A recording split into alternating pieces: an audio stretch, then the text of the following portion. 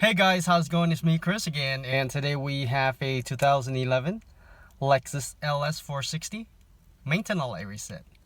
We are going to use this two button over here, the trip button and the reset button. And we're going to be looking at that screen right there. Go ahead and turn on your car without starting. If you have the key, then turn it to the second position. And if you have the start button, then you go ahead and click twice. As you can see, oil maintenance requires soon. Now keep in mind, we are going to do this on the trip A. Right now it's on the trip B. Go ahead and press that trip button and change it. Keep clicking until you find trip A, just like that. Now when you get here, go ahead and turn off your car. Now at the same time, go ahead and press this reset button and hold it and turn on your car without starting.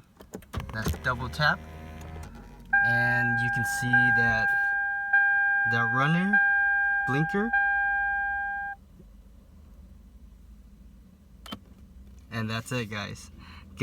Make sure you click that like. Thank you for watching, and I'll see you next time. Bye bye.